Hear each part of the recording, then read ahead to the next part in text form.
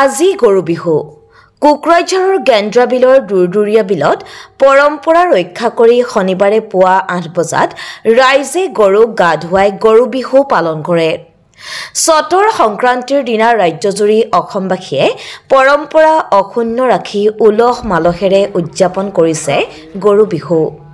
পুৱাৰে পৰাই নদ নদীলৈ নি চহা কৃষক ৰাইজে জীৱিকাৰ সম্বল গৰুক নুৱাই ধুৱাই বছৰৰ শেষৰ দিনটোত উদযাপন কৰিছে গৰু বিহু।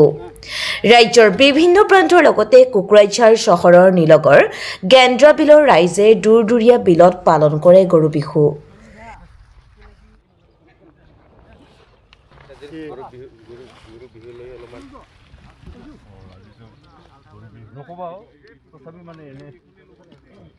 বিহু মানে এতিয়া আমি আৰু গা পা ধুই গৰু মালা পিন্ধাই যাই মাৰি অলপ কিবা কিবি কৰিম আৰু ডাঙৰ মানুহ সেৱা ল'ম, সেৱা থোৱা লৈ আৰু কিবা কিবি আৰু খাম, এনেকুৱাই আৰু নিয়মটোৱে আমাৰ এনেকুৱাই।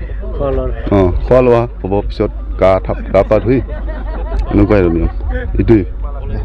আচ্ছা, মই এইটো আমাৰ গাঁওখনৰ নাম গেন্দ্ৰাবিল ৭০ বস্তি।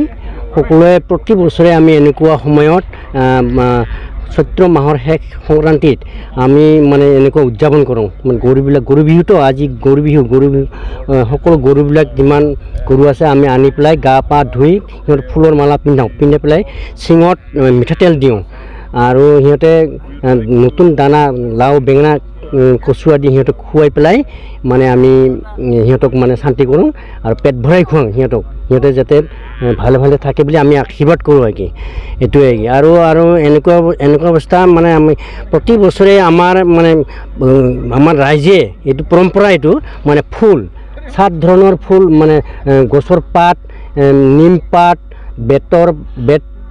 নিমপাত, বেত, বাক্সা, এইবিলাক বিচেকীয়া, এইবিলাক মানে চাত যিমান পাৰোঁ 7ৰ পৰা বেছি মানে তিতাজাতীয় বস্তু আমি বান্ধি পেলাই প্ৰত্যেক ঘৰৰ সন্মুখত বা মন্দিৰৰ সন্মুখত এইবিলাক বান্ধি দিওঁ। এইটো বান্ধি দিয়াৰ এটা কাৰণ আমাৰ যিটো বিষাক্ত আমাৰ বেমাৰ, সেই বেমাৰবিলাক নিষ্পত্তি হৈ যায়। আমাৰ মানে পৰম্পৰা এইটো আমাৰ মা দেউতাই কৈছিল, সেইকাৰণে সেই পৰম্পৰাটো আমাৰ ৰক্ষণাবেক্ষণ কৰি আছোঁ।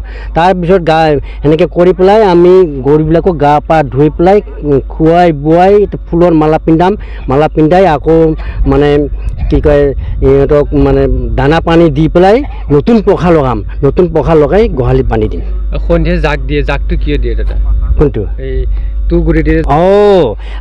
সেইটো জ্বলাটো তাৰমানে সেইটোও এটা বেমাৰৰ কিবা কি মানে বেমাৰ যিমান আমি এটা কথা পাহৰি গৈছোঁ, যিমান মানে জাবৰ জোঁথৰ আছে এইবিলাক শুকাই দি পেলাই আমি সন্ধ্যাৰ সময়ত ঠিক গধূলি সময়ত আমি সেইটো পুৰাই পেলাই যিমান ধোঁৱা আছে আমি ঘৰৰ ভিতৰত সোমাই দিয়াৰ পিছত তাৰমানে এই ধোঁৱাবিলাক যিমান প্ৰৱেশ কৰিব তেতিয়া আমাৰ যিটো জলবায়ু ক্লাইমেট বেয়া দূষিত বায়ুবিলাক ওলাই যাব আৰু তেতিয়া আমাৰ বেমাৰবিলাক আমাৰ সুস্থ হ'ব।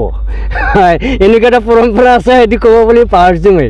ভাল কথা মনত কৰি দিছে। হয়, এইটো আমি কৰিব লাগে, কৰি আছোঁ আৰু কৰি আছোঁ আগে আমি প্ৰতি বছৰে এনেকুৱা কৰি আছোঁ। কিন্তু বৰ্তমান পাহৰিবলৈ গৈ আছে।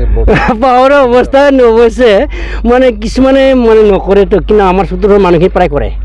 বড়োৱে ক'ব নোৱাৰোঁ, কিন্তু আমাৰ চতুৰ্থৰ মানুহখিনি প্ৰায় মানে মই যিটো কৰোঁ মই এইটো জানো। গতিকে আমি পৰম্পৰা জীয়াই ৰাখিব লাগিব। আমি পৰম্পৰা জীয়াই ৰাখিব লাগিব।